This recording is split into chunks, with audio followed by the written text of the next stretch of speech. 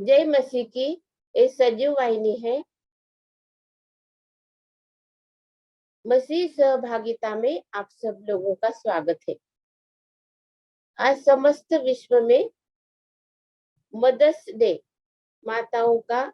माताओं को हमारे याद किया जाता है, उनकी सराहना की जाती और उनके जीवन के लिए हम प्रभु यीशु मसीह को हम धन्यवाद देते हैं। आइए हम प्रार्थना करते। हालेलुया, स्तुति धन्यवाद हो। हे अनुग्रहकारी दयालु पवित्र प्रभु, हम तुझे धन्यवाद देते हैं। तेरी सारी आशीषों के लिए हम धन्यवाद देते हैं। तूने हमें माता पिता दिए प्रभु, उनके द्वारा तूने तेरे प्रेम को हमारे ऊपर तूने उंडेल दिया। उनके जीवन के लिए हम तुझे धन्यवाद देते हैं। उन्होंने जो हमारे लिए दुख और जो हमारे लिए प्रभु जी जो कष्ट उन्होंने सहे प्रभु, सब चीजों के लिए हम तुझे धन्यवाद देते हैं। हम धन्यवाद देते हैं तेरे प्रेम के लिए, तेरे अनुग्रह के लिए हम धन्यवाद देते हैं। आज तक तूने संभाला प्रभु जी, हम तुझे धन्यवाद देते हैं। सारे प्रेम और प्रभु जी तेरे अनुग्रह के लिए जो आज तक हमको बना है, हम तुझे धन्यवाद देते हैं। समस्त माताओं के लिए प्रभु जी हम तुझे धन्यवाद देते हैं। हमारी माता के लिए हम तुझे धन्यवाद देते हैं। प्रार्थना विनती यीशु मसीह के नाम से करी है, इसीलिए प्रभु तू सुन और ग्रहण कर। आमीन।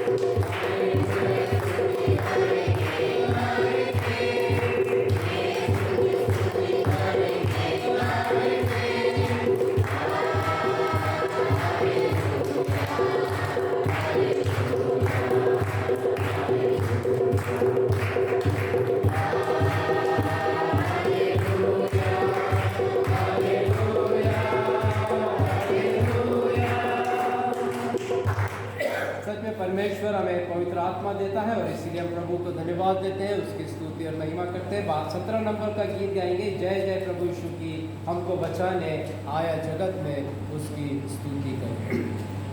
17 नंबर का गीत है, पेज नंबर 5 पे।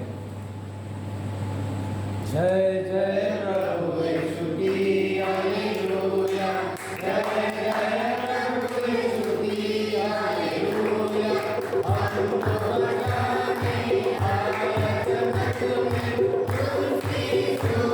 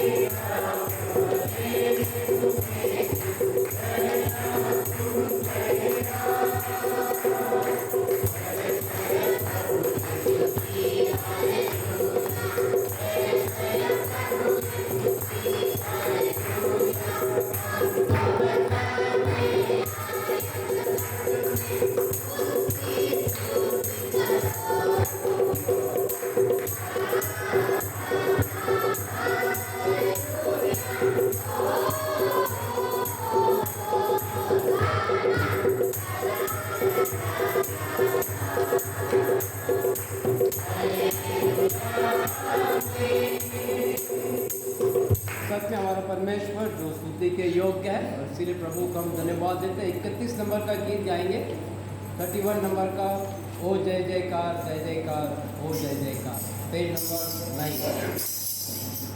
31 नंबर का गीत है 31। ओ जय जयकार जय जयकार।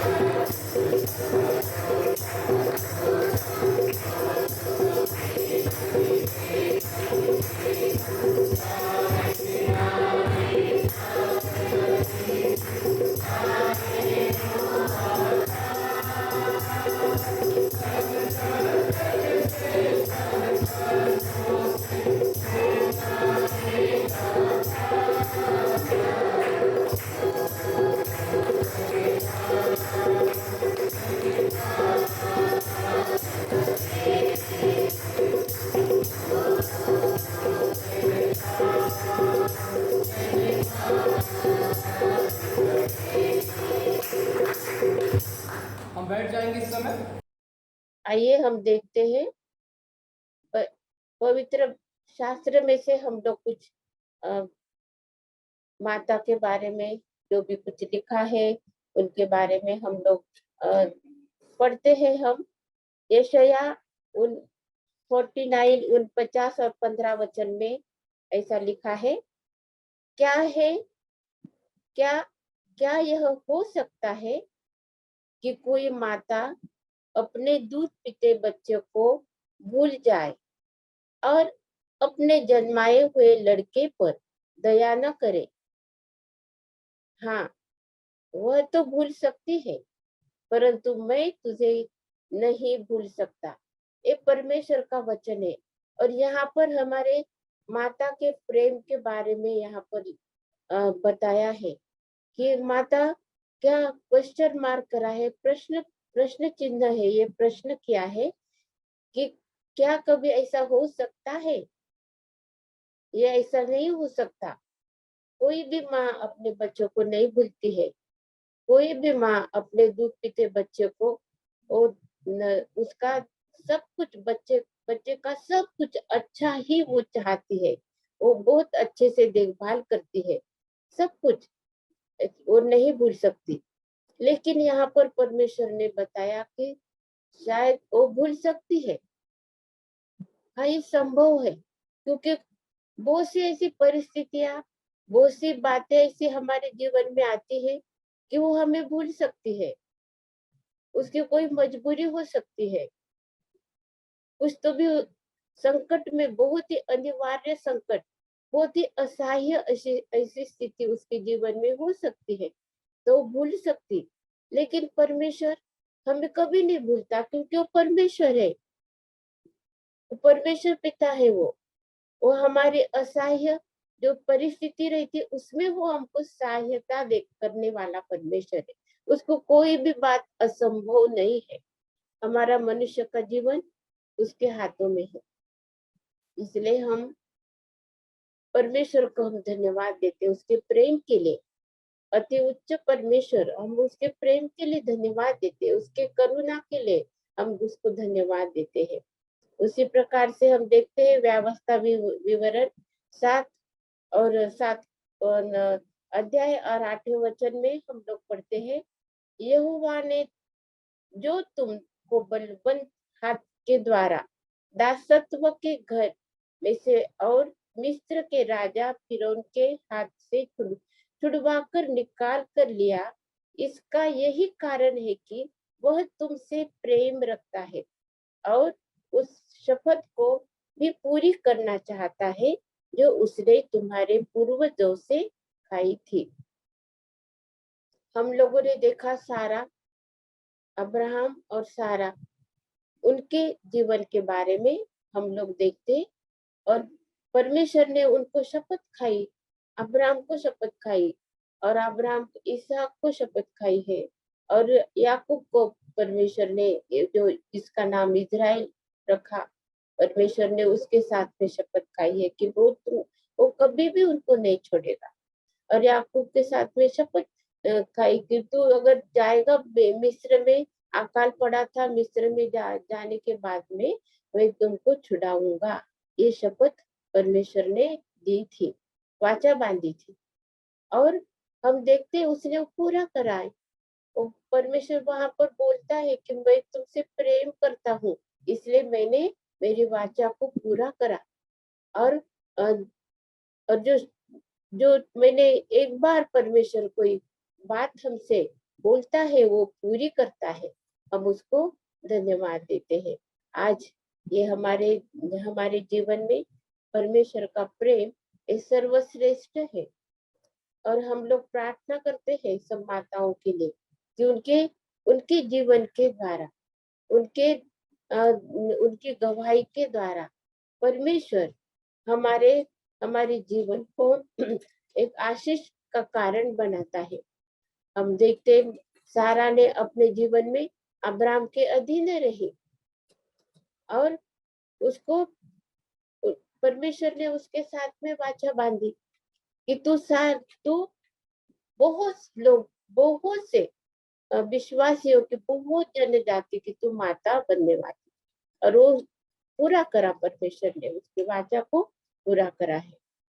हम लोगों के पास में बहुत से ऐसे उदाहरण है जिनके जिनके जीवन के बारे में हम लोग पढ़ते हैं, बाइबल में पढ़ते, वचन में पढ़ते हैं हम लोग। और हम लोगों को परमेश्वर के प्रेम के बारे में हमको मालूम है कि वो कैसा प्रेम करता है हमसे।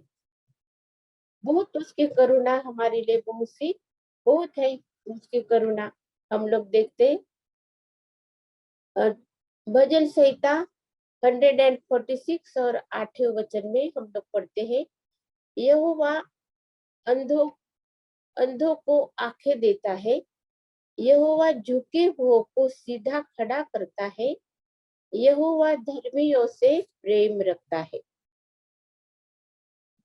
परमेश्वर हमें जो नम्र स्वभाव के रहते हैं, जो जो धर्मी रहते हैं, धार्मिकता के काम करते हैं, जिनके दिल में दया है, प्रेम से प्रीति करते हैं, न्याय से प्रीति करते हैं, धर्म से रहते हैं, परमेश्वर की आराधना स्तुति करते हैं, सीधे मार्ग पर चलते हैं। परमेश्वर हम लोगों को क्या करता, प्रेम करता है, हमसे प्रेम करता, ऐसा लिखा है। परमेश्वर एक माता के जैसा वो हमको संभालता है। जैसे माता हम अपने बच्चों को संभालती है, वैसे ही परमेश्वर उसके डरवैयों को, उसके चुने हुए लोगों को, उसके लोगों को वो संभालता है। परमेश्वर सबको संभालता है, लेकिन जो धर्मी है उनसे प्रेम रखता है परमेश्वर। कितना अच्छा है ना, परमेश्वर हमसे प्रेम प्रेम करता है। और उसका प्रेम कैसा है, कभी हम कितने अच्छे हैं इसलिए वो हमसे नहीं प्रेम करता है। वो तो प्रेमी परमेश्वर है इसलिए हमसे प्रेम करता है। हम लोग देखते हैं यूहन्ना 16 और 27 वचन में, क्योंकि पिता तो आप ही तुमसे प्रेम रखता है, इसलिए कि तुमने मुझसे प्रेम रखा है और यह भी विश्वास किया है कि मैं पिता की ओर से आया। ये यीशु मसीह ने ये शब्द बोले, यीशु मसीह ने ये शब्द बोले हैं कि तुम मुझसे प्रेम रखते हो। जो अंतर्याम, जो अपने मनों को जांचने वाला परमेश्वर, जो हमारे विचारों को जांचने वाला परमेश्वर, वो बोल रहा है यहाँ पर अपने शिष्यों को कि तुम मुझसे प्रेम करते हो। और यीशु ने उनको चुना था। उधर 12 चेलों को, बहुत से लोग थे लेकिन वो सब लोगों में से तो 12 लोगों को चुना प्रभु यीशु मसीह ने, और उनके बारे में कहा है कि तुम मुझे प्रेम करते हो और मेरा पिता भी तुमसे प्रेम करता है। और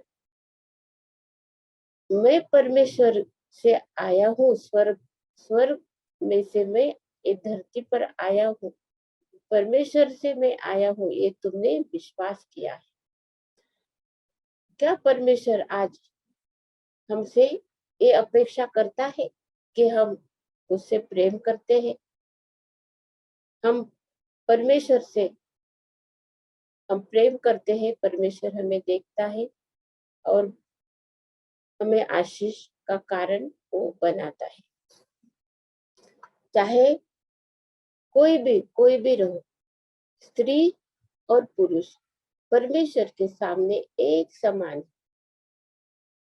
ये धरती पर हमारे लिए जन्म देने वाली जो माता है, उससे बढ़कर और कौन प्रेम करता है? वो हमसे बहुत प्रेम करता है, लेकिन उससे भी बढ़कर परमेश्वर का प्रेम सर्वश्रेष्ठ है। परमेश्वर हमको कभी नहीं छोड़ता, उसने दिए हुए अभिवचनों को वो पूरा करता है। इसलिए हम परमेश्वर की आराधना और स्तुति करते हैं और हमें हमारे माँ और पिता के लिए, माता पिता के लिए हम परमेश्वर को हम धन्यवाद देते हैं। अब और एक वचन पढ़ते हम लोग, इफिसियों का 2 अध्याय 4 और 5 वचन हम लोग पढ़ते हैं। परंतु परमेश्वर ने जो दया का धनी है, अपने उस बड़े प्रेम के कारण जिससे उसने हमसे प्रेम किया, जब हम अपराधों के कारण मरे हुए थे, तो हमें मसीह के साथ जिलाया। मसीह के साथ में हमको जिलाया। ये कैसा संभव हो गया? ये लिखा है यहाँ पर, परंतु परमेश्वर ने जो दया का धनी है, दया का धनी है वो, उसके पास में बहुत दया है, बहुत करुणामय परमेश्वर है, हमारा अनुग्रह करने वाला परमेश्वर है। और जिसको चाहिए, जिस जो जो दया का पात्र है, उसको बहुतायत से परमेश्वर देता है। और यहाँ पर लिखा, अपने उस बड़े प्रेम के कारण। परमेश्वर का जो प्रेम है हमारे लिए बहुत बड़ा है। हमने हम एक दुनिया में हमने फिजिकली हमारे हम जन्म लिया है, और लेकिन वैसे ही हमारा और आत्मिक हमारा जन्म होना भी बहुत जरूरी है। तो हम लोग बॉर्न अगेन बोलते हैं, जिसको हम नया जन्म बोलते हैं, वो हमारा होना बहुत जरूरी है। और वही इसमें यहाँ पर लिखा है। और फिर उसने हमसे प्रेम किया जब हम अपराधों के कारण हम लोग मरे हुए।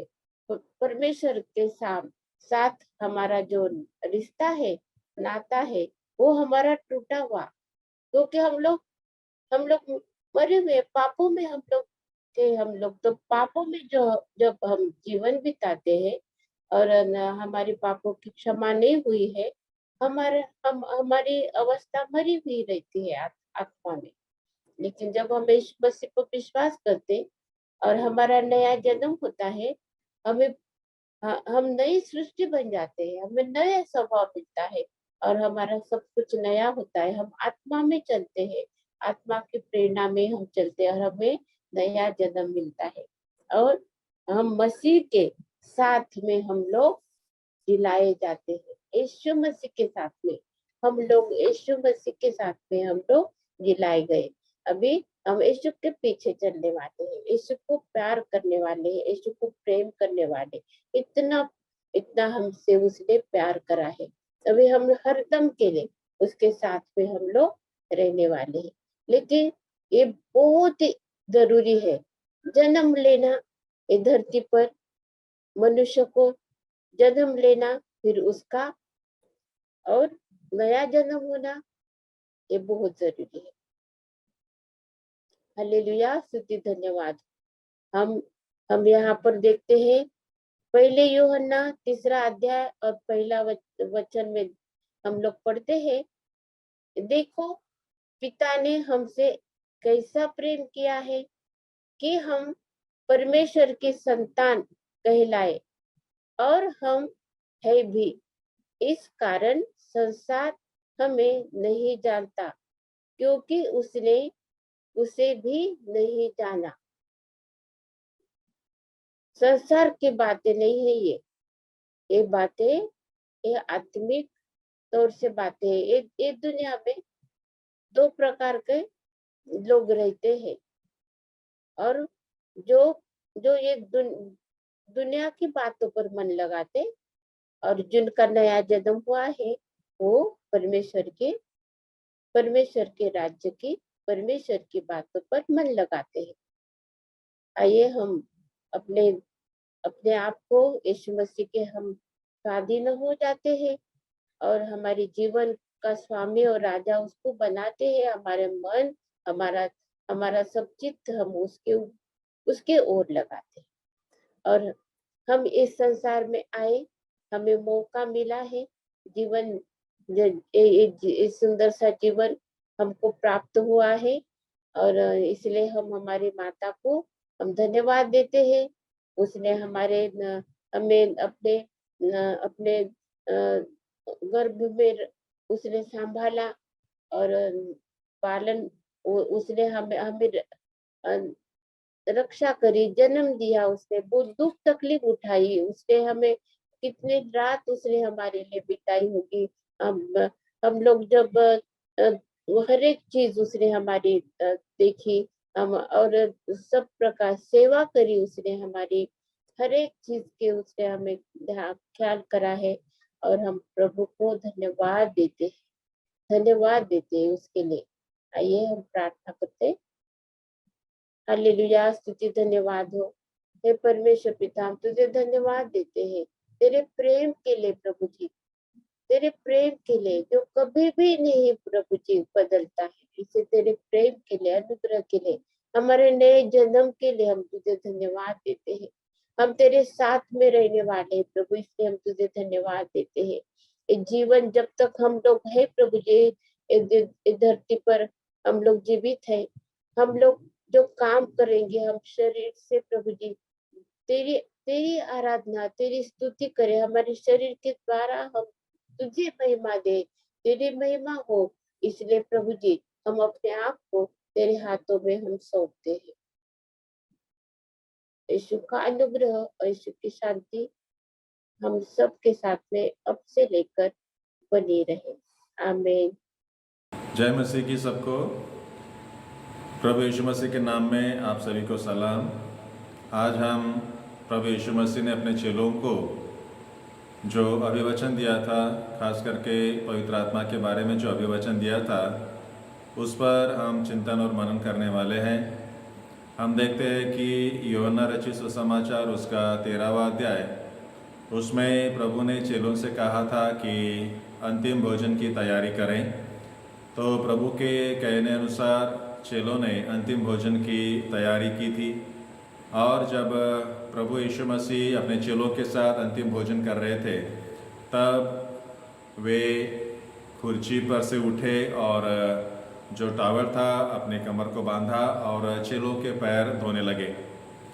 और चेलों के पैर धोने के बाद फिर वो कुर्सी पर बैठ गए और फिर वार्तालाप करने लगे, चर्चा करने लगे। खास करके उन्हें मालूम था कि ये उनका आखिरी समय है और वे अपना आखिरी समय अपने चेलों के साथ बिताना चाहते थे। प्रभु ने अपने चेलों से उनके साथ क्या होने वाला है इसके बारे में बताया था। 3 बार बताया था कि जो शास्त्री फरीसी रहेंगे वे उन्हें पकड़ेंगे, उन पर झूठा आरोप लगाएंगे और उन्हें सूली पर चढ़ाएंगे, प्रभु का मृत्यु होगा और तीसरे दिन फिर से वो जी उठेंगे। तो इस बात को सुनकर जो चेले थे वो निराश हो गए थे। और हम देखते हैं यीशु मसीह यूहन्ना रचित सुसमाचार उसके 14वें अध्याय के पहले वचन में ही चेलों से कहते हैं कि तुम्हारा मन अस्वस्थ ना हो। प्रभु जानते थे कि जो बातें प्रभु ने उन्हें बताई है, खास करके उनके अरेस्ट होने के बारे में और सूली पर चढ़ाए जाने के बारे में, तो स्वाभाविक है चेलों का मन अस्वस्थ हुआ होगा इन बातों को सुनकर। तो प्रभु उन्हें सांत्वन देना चाहते थे, धैर्य देना चाहते थे कि भले ही उन्हें अरेस्ट किया जाएगा, सूली पर चढ़ाकर मार डाला जाएगा, लेकिन तीसरे दिन वे जी उठेंगे। लेकिन चेलों के समझ के बाहर की ये बात थी, वो समझ में नहीं आ रहा था उनको। तो अंतिम भोजन के बाद, अंतिम भोजन के समय प्रभु अपने चेलों से बातचीत कर रहे थे और बातचीत करते हुए प्रभु ने उनसे कहा कि मैं तुम्हारे लिए प्रार्थना करूंगा। यूहन्ना रचित सुसमाचार उसका 14वां अध्याय 16वें वचन में कहते हैं कि मैं तुम्हारे लिए परमेश्वर से प्रार्थना करूंगा कि वो तुम्हें एक पवित्र आत्मा देगा जो तुम्हारे साथ रहेगा, जो सदैव तुम्हारे साथ रहेगा।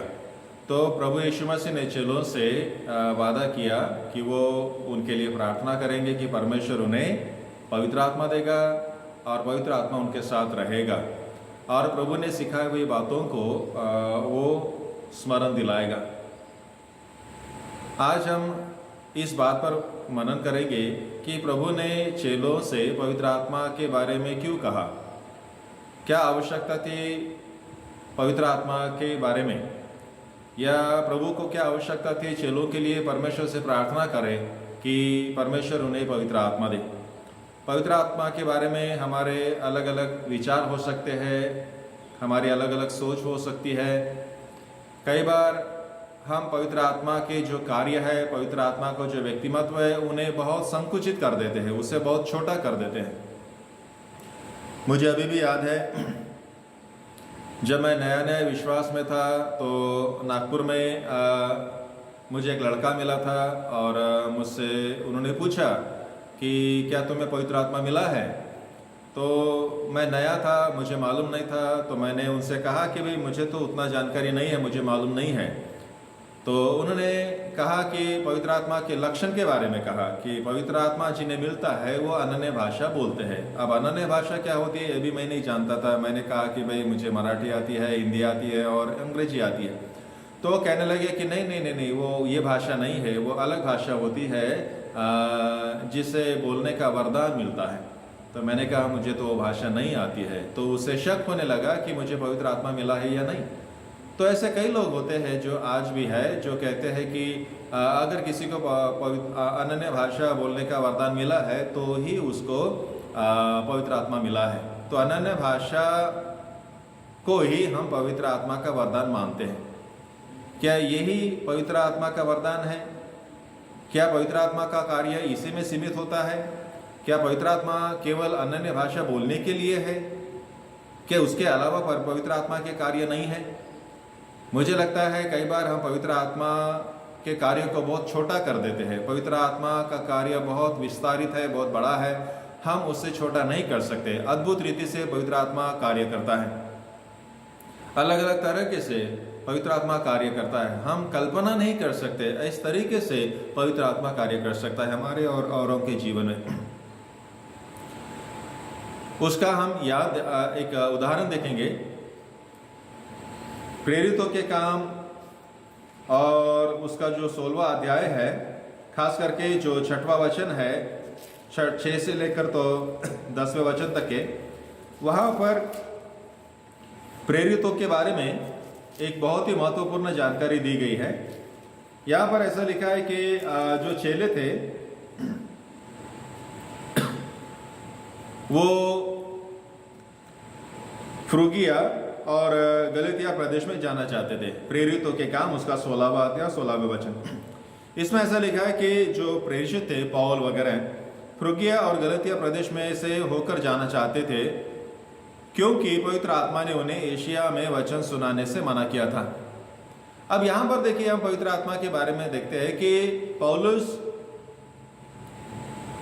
एशिया में था, आसिया में था, तो वहां पर पवित्र आत्मा ने उन्हें वचन सुनाने के लिए मना किया था। अब क्या वजह हो सकता है कि पवित्र आत्मा उन्हें वचन बताने में मना करे? परमेश्वर पवित्र आत्मा तो वचन बताने के लिए हमारी अगुवाई करता है, वचन बताने में हमें सहायता करता है। लेकिन यहाँ पर हम क्या देखते हैं, प्रेरितों के काम 16वां अध्याय, वहां पर हम देखते हैं कि पवित्र आत्मा उन्हें वचन बताने में मना करता है। इसलिए वो क्या करने लगे, फ्रूगिया और गलातिया के प्रदेश में जाने लगे। बाद में देखिए क्या हुआ, उन्होंने मुसिया के निकट पहुंचकर बितूनिया में जाना चाहा।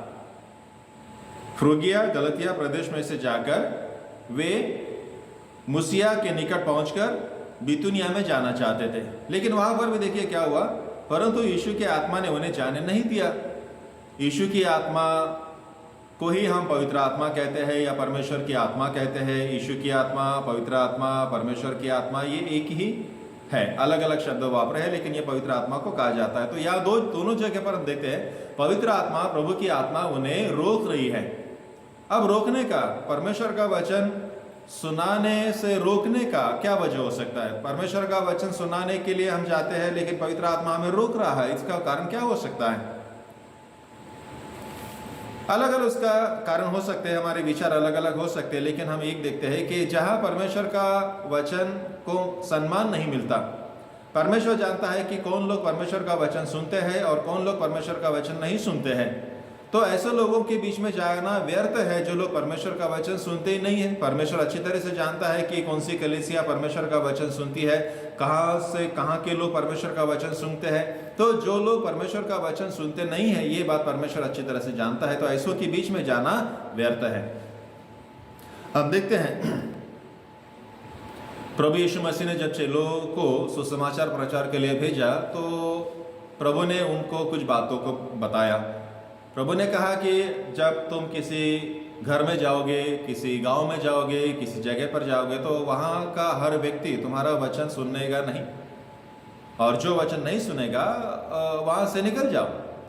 इसका मतलब ये है कि जब हम प्रचार करने जाते हैं, परमेश्वर का वचन सुनाने जाते हैं, तो हर कोई परमेश्वर का वचन सुनता नहीं है, और जो लोग परमेश्वर का वचन सुनता नहीं है उन्हें बताना फिर कभी कभी व्यर्थ हो जाता है, क्योंकि वो सुनते ही नहीं। इसलिए पवित्र आत्मा हमें अगुवाई करता है, पवित्र आत्मा हमें बताता है कि हमें कहाँ जाना चाहिए और कहाँ नहीं जाना चाहिए, ताकि हमारा प्रचार करना व्यर्थ ना हो जाए। इसलिए पवित्र आत्मा यहाँ पर संत पौलुस है और उनके जो साथीदार है उनको अगुवाई करता है कि वहाँ पर मत जाइए, और जहाँ पर जाना है वहाँ पर वो उनको अगुवाई करता है। कहाँ पर जाना चाहिए देखिए, आगे लिखा है 8वें वचन में, अतः वे मुसिया से होकर त्रोआस में आए। वहां पौलुस ने रात को एक दर्शन देखा कि एक मकीदुनी पुरुष खड़ा हुआ उससे विनती कर रहा है कि पार उतरकर मकुदुनिया में आओ और हमारी सहायता करे। तो उसे दृष्टांत हुआ है, और दृष्टांत में वो देखता है कि मासिदोनिया का कोई एक व्यक्ति है जो उन्हें बुला रहा है, और हमें हमारे पास आइए और हमें सहायता करें। 10वें वचन में लिखा है, प्रेरितों के काम 16वां अध्याय 10वां वचन, उसके यह दर्शन देखते ही हमने तुरंत मकीदुनिया जाना चाहा, यह समझकर कि परमेश्वर ने हमें उन्हें सुसमाचार सुनाने के लिए बुलाया है। तो यहाँ पर देखिए, परमेश्वर उन्हें मासिदोनिया में सुसमाचार प्रचार के लिए भेज रहे। एक जगह है जहाँ पर परमेश्वर उन्हें मना करते हैं पवित्र आत्मा के द्वारा, लेकिन एक जगह है वहाँ पर परमेश्वर पवित्र आत्मा के द्वारा उन्हें अगुवाई करता है और भेजता है। तो पवित्र आत्मा का कार्य इस प्रकार से भी होता है, वो हमारी अगुवाई करते हैं, कहाँ हमें जाना चाहिए, कहाँ हमें नहीं जाना चाहिए। इस प्रकार से प्रभु हमें अगुवाई करता है। तो देखिए, परमेश्वर का जो पवित्र आत्मा का जो कार्य होता है, हम किसी एक वरदान में सीमित नहीं कर सकते। केवल अनन्य भाषा बोलना ही परमेश्वर पवित्र आत्मा का वरदान नहीं होता। मार्गदर्शन करना भी पवित्र आत्मा का कार्य होता है। कहाँ पर जाना, कहाँ पर नहीं जाना, परमेश्वर के वचन को समझने में सहायता करना, परमेश्वर का वचन प्रचार करने में सहायता करना, ये सारी बातें पवित्र आत्मा करता है। तो पवित्र आत्मा का जो कार्य होता है वो बहुत ही बड़ा होता है। पवित्र आत्मा अलग अलग तरीके से हमसे बातचीत करता है।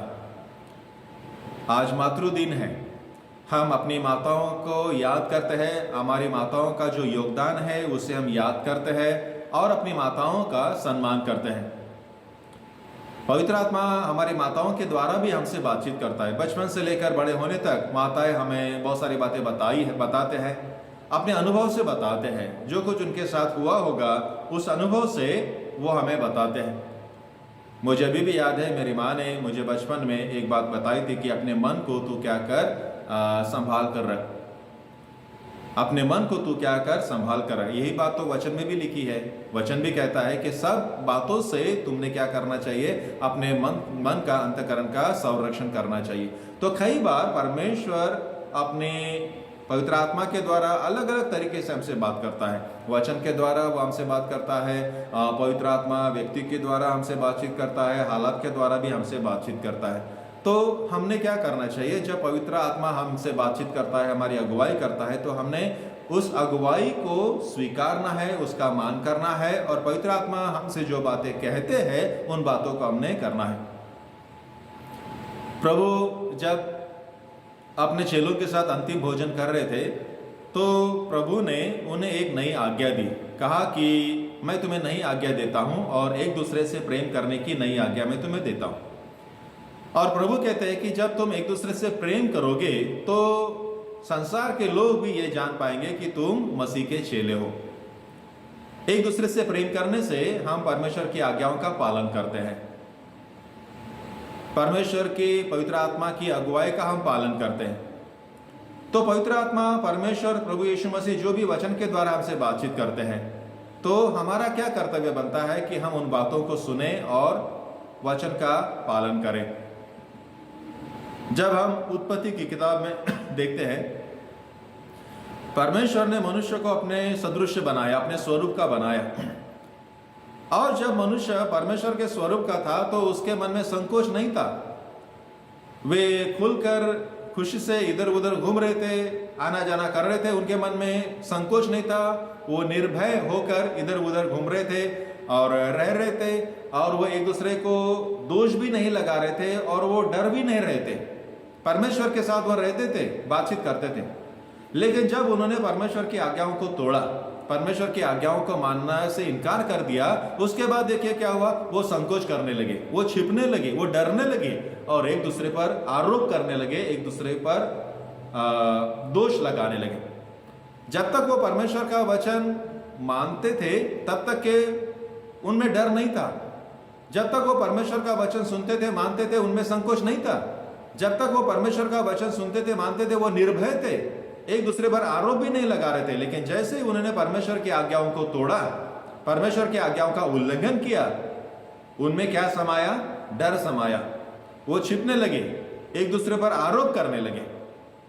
तो परमेश्वर पवित्र आत्मा के द्वारा, वचन के द्वारा, प्रभु यीशु मसीह के द्वारा या उसके चुने हुए लोगों के द्वारा हमसे बातचीत करता है, हमें कुछ बातों को बताते हैं।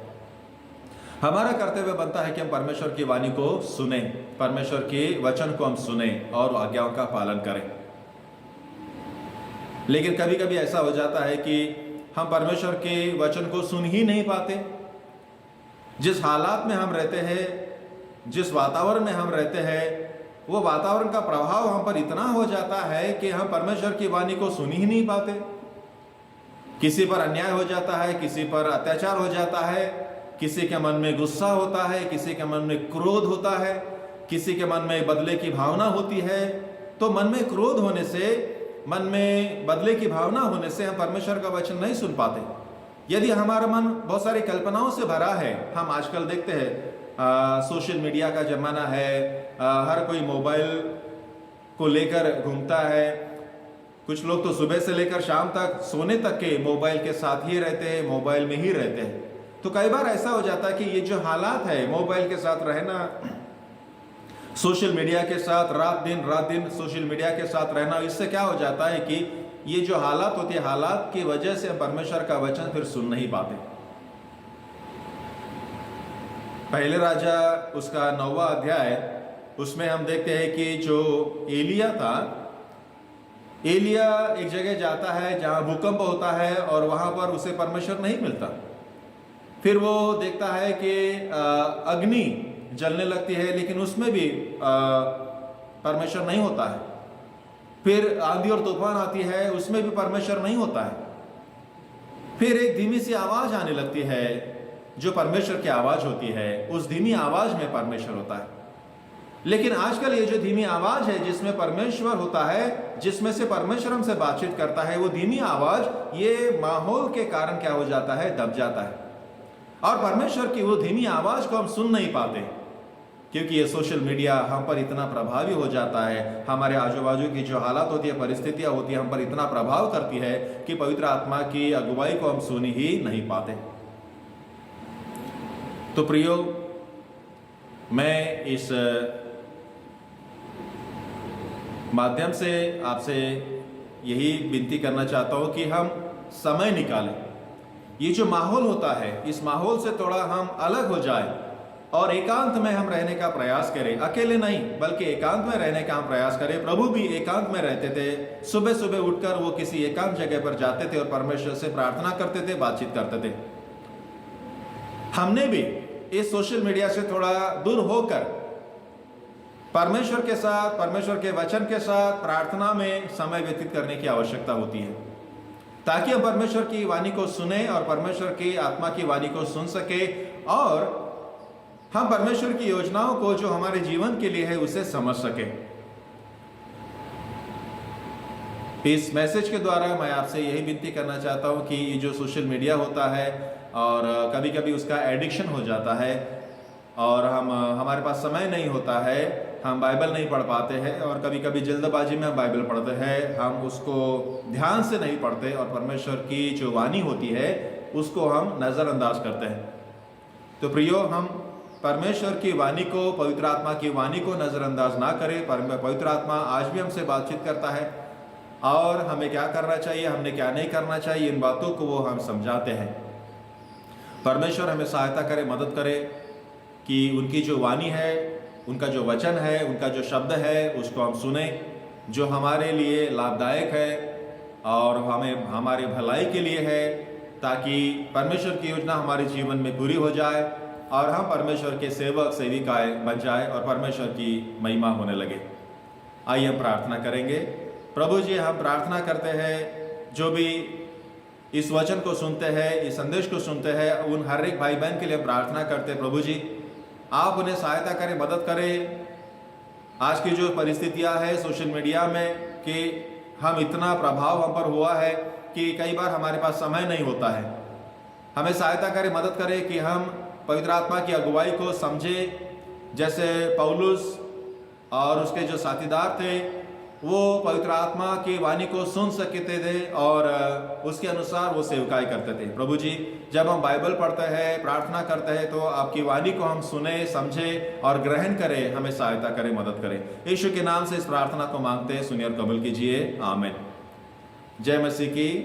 अगले इतवार को भी 8:30 बजे ही इसी प्रकार हम में से, हमारे भाई बहन में से कोई आपसे बातचीत करेगा, तो उसके लिए भी अपनी प्रार्थना में याद करिए। जय मसीह की।